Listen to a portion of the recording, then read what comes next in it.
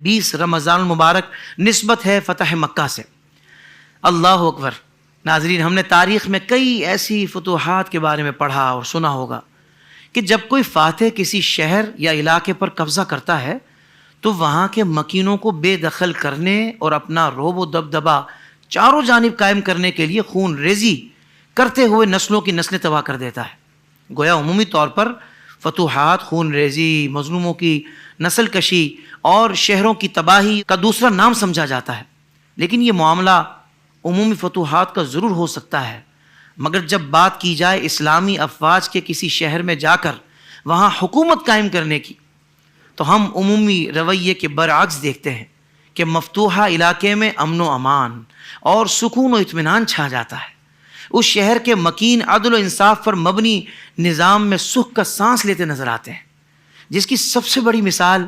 ہجرت کے 8ویں سال ہونے والا فتح مکہ کا عظیم واقعہ ہے۔ سارے کہہ دیں سبحان اللہ۔ یہ ایک ایسی فتح ہے کہ جس میں فدایان اسلام اس علاقے میں داخل ہوتے ہیں کہ جہاں سے انہیں ظلم و ستم کر کے جانے پر مجبور کیا گیا تھا۔ عمومی رویے کا تقاضا اس علاقے کی فتح کے بعد خون ریزی کا ہی تھا، اسی لیے کہنے والے نے کہا کہ الیوم یوم الملحمہ، یعنی آج تو خون ریزی کا دن ہے، لیکن یہ لشکر تو اسلامی لشکر تھا، اسی لیے اس عظیم لشکر کے سپہ سالار اعظم جناب محمد مصطفیٰ صلی اللہ علیہ وسلم نے فرمایا کہ نہیں، بلکہ الیوم یوم المرحمہ، یعنی آج کا دن تو رحمت کا دن ہے۔ پھر جب رحمت دو جہاں صلی اللہ علیہ وسلم 10,000 جانثاروں پر مشتمل عظیم لشکر کے ساتھ اپنی مبارک اونٹنی قصوہ پر سیاہ امامہ باندھے، شکر الہی میں سر جھکائے مکہ مکرمہ میں داخل ہوئے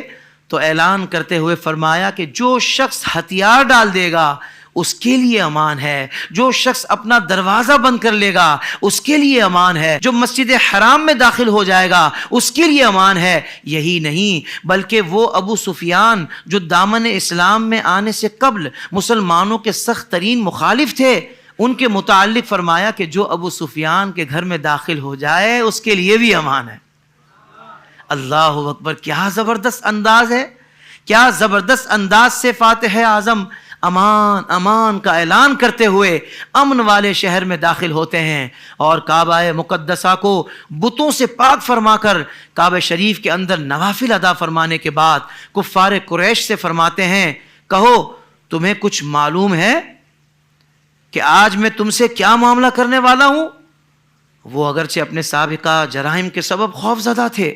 مگر یہ بھی جانتے تھے کہ جس نے ظلم و ستم سہ کر بھی دعائے ضرر نہ کی، جو طائف کے میدان میں بھی دشمن کی ہدایت کی دعائیں دیتے رہے، تو کیسے ممکن تھا کہ آج ہمیں معاف نہ کریں؟ چنانچہ کفار آپ صلی اللہ علیہ وسلم کی رحمت کو مد نظر رکھتے ہوئے کہہ اٹھے کہ آپ خود بھی کرم والے بھائی ہیں اور کرم والے بھائی کے بیٹے ہیں۔ اللہ اکبر۔ ان کا یہ کہنا تھا کہ کریم رب کے کریم نبی کی رحمت جوش میں آئی اور یوں فرمایا، لا تثریب علیکم اليوم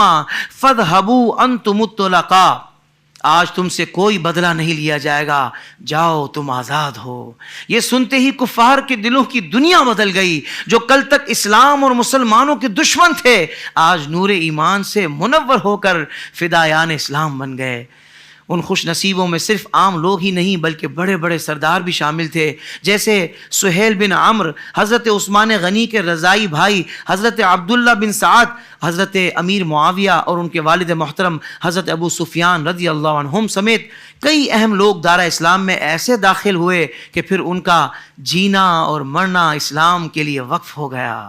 ناظرین، یہ تاریخ کی ایسی فتح ہے جس میں صرف شہر اور زمین ہی نہیں بلکہ قلب و فکر کی دنیا کو بھی فتح کیا گیا۔